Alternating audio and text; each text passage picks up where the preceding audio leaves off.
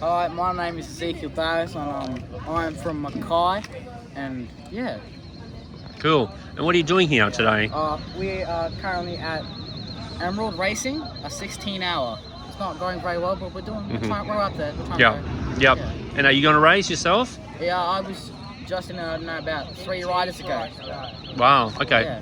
And what got you into doing, pedal-free and stuff? Getting Mate the train. hit me up and said, "Oh yeah, I need a hand for Yeah. this," and I Yeah. enjoyed it. A lot. Yeah. It's really fun. And how long ago was that? About 2 years ago. Wow. That's good. And has it challenged you, your fitness and stuff? And Yes, it has a lot. yeah. I've noticed my body has improved a lot from when I started. Yeah. That's awesome, mate. Yeah. Try to stick that. Yeah. All right. So your name is a pretty cool name. It's very rare. How do you spell your name? How you spell Ezekiel is Ezekiel. Ezekiel, yes. Ezekiel. Ezekiel. IEL. Okay, what a cool name. All right, Ezekiel, the first question I want to ask you is, just we're doing a short interview and just obviously going about with the young people like yourself, and just to have a normal conversation about life, about spiritual things, about what's going on around, and how can we make this place a better place, like a better world, with you in it, with me in it. The first question I want to ask you is, when we look in the context of the world as we see it, what would be one thing that you want to see change in this world, like from People your... off the internet and socials. I think the world would change a lot if you went out there, met some people like we are doing now. Yeah. So just people getting off social media and devices and having that's going to be a big derailing, with the youth, and it seems like it's such a addiction that. Especially when the world's going now. Yeah. That's a really good change. I haven't heard that one, but that's a good one. I like, and I can relate to that. But the second question is, when you hear the word the gospel or the good news, what comes to mind? When you You hear have a chance. the I don't really the have good much news, words. like a chance, yep. A chance. Something like good's about to happen. Obviously, it's a Yeah. word. Yeah. That's good. What else would be good?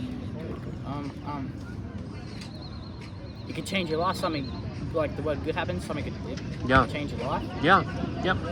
So let me just give you a little bit of context. So when we just talked about the bad news or the social media, and there's a lot of greed in this world, a lot of death and chaos and murder and crime, and it's pretty bad. It's getting worse and worse.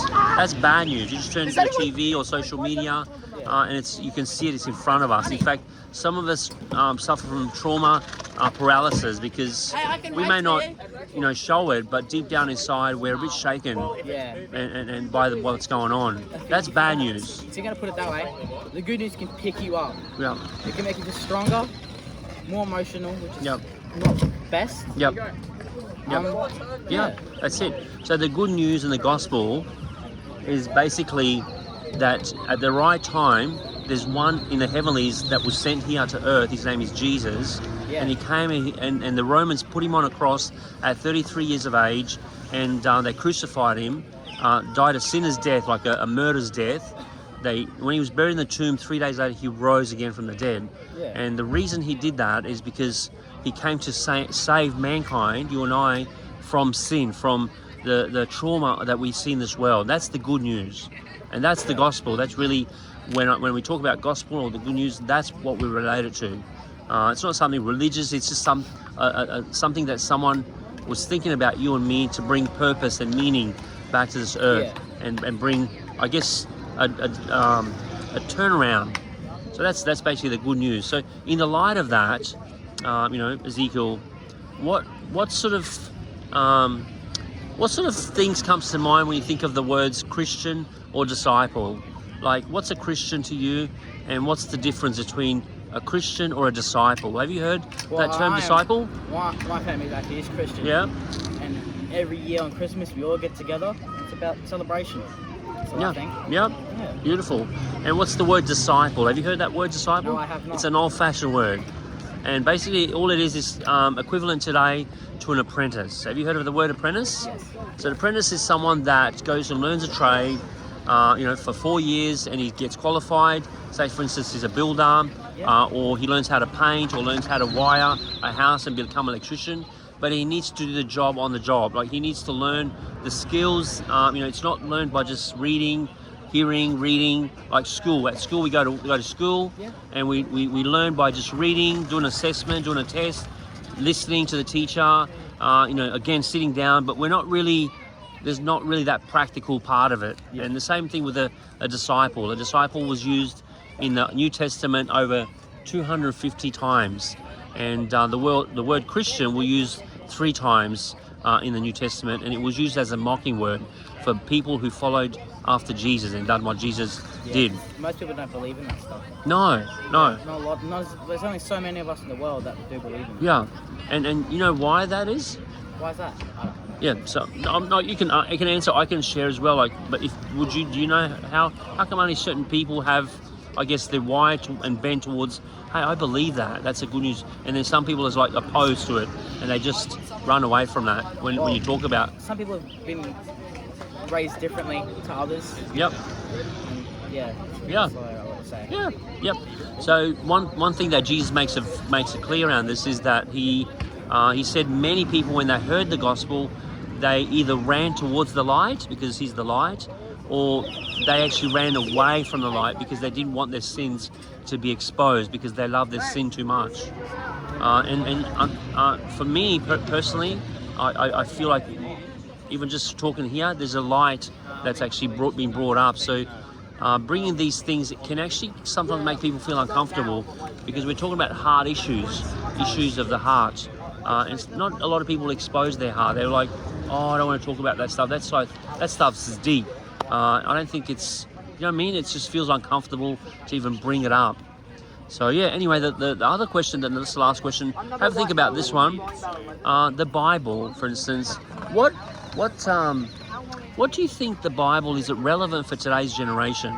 Do you think the Bible holds some substance, I guess some gravity, or is it non-existent anymore? It's not relevant for the 21st century. What do you think about that? Is it relevant or is it not relevant, and why or why not? Well, the Bible's like, it's about the past and what's happened, and sometimes it's a little bit about the future, like what can still happen. Yeah. Yeah. It's a word of prophecy, like it's actually something that's prophetic as well. Yeah, good answer. That was a great answer. I think that's about it. The other question is, do you have any other things that you want to add, or you want to ask me anything? Feel free to ask me. Well, when Jesus died and he came back to life, that made me think that everyone gets a second chance. Yeah. That's what I think. Yeah, wow. Well, when he died and rose again, he also said to his disciples, before that happened, that I'll send the Holy Spirit to comfort you, to guide you, and to lead you to all truth. And so that's recorded in the book of Acts chapter 2. Yeah. It's recorded that the Holy Spirit came, and then he gave men and women the Spirit of God, and to be like Jesus, to be with Jesus and do the things that Jesus did.